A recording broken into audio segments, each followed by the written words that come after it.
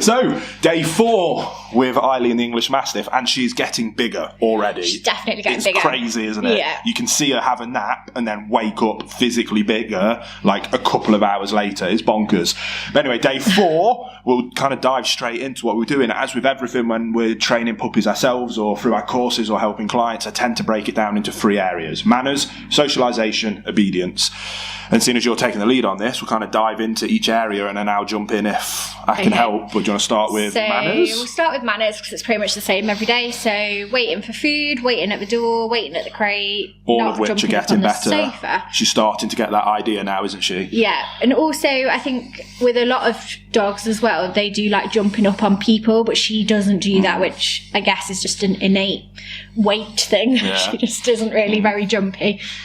But yeah, we might have to think about that in the future when she gets a bit older. But easy to address if that ever happens. Yes, so that's manners. Socialisation wise, day 4 was a really good day because when Joe came into work, he brought Riley with him, who is his Labrador puppy. How old is Riley? I think she's 16 weeks off the top of my head. Yeah, so Riley came to play for the day, which was intense. Had a little play date. It was great. So polar opposites of the energy scale, like polar opposites. They are, but they play really nicely. So we've got footage, so I'll put the footage in. So normally Puppy and Riley are like, really keen at playing, aren't they? They're both quite energetic. They both match each other really well. So it was interesting to see the dynamic between the 3 of them. But yeah, Riley was really interested in Eileen, and it's the first dog that she's met that's like smaller than her or like younger than her. So that was, I think Joe was quite interested to see how they handled it. But yeah, it was just... That was a fascinating experience for me. I'm like delving quite into kind of canine puppy psychological development in the minute. So it's one of them things I can't help. I'm just geeking out on it a little bit. And watching those differences with Riley in particular was fascinating, with it being the first time that she'd experienced a dog smaller and younger than her, and how her kind of... how much learning happened there. Let your dogs play and only intervene. Don't helicopter parent your dog. So much learning can be done, especially if you've got a good role model dog there. They will interfere. Yeah, obviously only if you know that those dogs are all well behaved. Like if the dog's a problem dog, then obviously. Yeah, common sense, obviously. But so much learning happens that we don't pick up on because it happens silently and through canine body language and communication. It's amazing. But that definitely is a topic for another video. And obviously as well, this was like Eileen's first experience of playing with a dog that's not like from our household.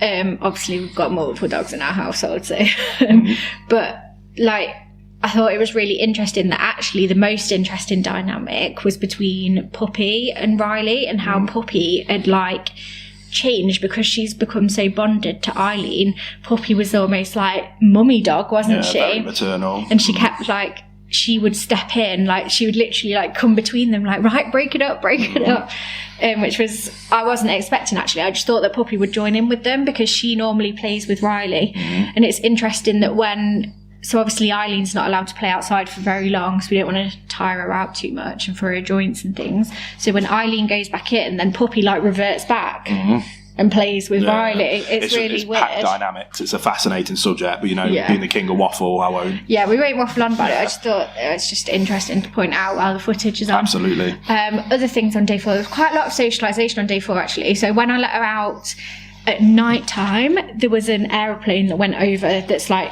there's the odd one that's really loud. I don't know if you've noticed. And so that was the first time she heard that. I just thought that was good. Was day 4 the Joe in his hood day? Yes. So that was the other thing. We can talk a little bit about that. So our heating's been broken. So Joe was in his many layers and he had his hood up, and she really did not like that. She just kept running away from Joe every time he came near her with his hood up. So it was something that actually when I remembered after this happened that the breeders had said that they don't like, the Mastiffs tend to be quite wary of people like with hats on or sunglasses on where you can't see their face as well. So we were like, right, socialisation time. I'll jump in here because this will trigger some people. So what we did, some people will refer to it as flooding, where you'll flood the dog with a stimuli to kind of get them adjusted and relaxed around that stimuli. Some people, especially in the very, very kind of extremes of the positive only community, consider that not a good thing. Okay. From my experience, it is absolutely the approach to take. You just obviously have to require a bit of finesse. The problem when a dog, especially a puppy, displays fear of something, in this circumstance, Joe with his hood up, it's very easy, and a natural response is to want to pander the puppy. Oh, it's okay, boo boo. But all you're doing is positively reinforcing that fear. So what we did, it's not technically flooding, but it was right, okay, cool. Everybody hoods up, hats on, and then you play with the dog, you get them engaged with toys. Yeah, so that's what I was going to say. Joe, like, basically just turned it into a positive experience. And so it's not pure, like, the negative stereotype of flooding. I just wanted, because people will get all funny about that. Okay. So I thought I'd just dive in. Don't say sorry, I'm saying that if you don't explain that'll... Yeah, so Joe basically, like, slowly approached her. So she came and, like, sat next to my leg, but I didn't fuss her or anything. And then Joe just, like, slowly approached her and then played with her with his hood up. And then they had a cuddle and stuff. But I think naturally she'll be socialised to that quite a lot anyway, because you and Joe both wear hats all the time. As soon as the weather gets better, I'll be living in sunglasses again and hats and So I think it's just part of it. I think it's just a really good opportunity for people to take something away from this video, is that one of the worst things you can do when I go and work, because again, my position as a canine behaviourist, if I go and work with a really significant behaviour, I have to unpick it and work out where that behaviour comes from. It's very common that especially a reactive behaviour in result of a specific stimuli comes from these early puppyhood days where the owner didn't react well to the dog having a fearful response to something, and very often they accidentally reinforce that fearful response. In a puppy, it's hiding behind your legs, it's cowering, it's cute. You want to, as that dog gets older, and especially when we're in the realm of guard dog breeds, that will transition into reactivity and aggression. So what I actually wasn't involved in this whatsoever. This happened with Rachel and Joe. I was in the office working. How you handled it was perfection. Was that, no, we're not going to pander to it. We're going to turn it into a positive experience. So hoods up, play, engage, food, reward, drive, positivity. Rather than pandering to the fear, you flip that fear on the head and turn it into a positive experience. That's kind of the essence of socialization. I think it's a really good takeaway point from what happened there. This is where I love it, because you're coming at it from more of a normal owner's point of view, and you might miss some of those things, but me being able to jump in, I'm hoping that there'll be some value there for people to take away from that. Because if it's not hoods, it'll be motorbikes. If it's not motorbikes, it'll be push bikes, it'll be the bin lorry, it'll be sunglasses, every owner goes through something. You don't have to flood them with it in an aggressive way, but don't hide from it either. Turn that socialization experience into a positive experience and make it a positive rather than reinforcing that fear. Yeah. I think I was just going to say as well, we do that with the boys as well. Like Dexter's terrified of hand dryers. Yeah. So not that there's really much socialization we can do around that at the minute, but so we take him to public toilets. Yeah, we're not going to pander to the fear. We're going to teach him in as a positive way as possible that there's no need to be fearful of that stimuli, that thing, because it can develop into stuff if you're not careful. So yeah.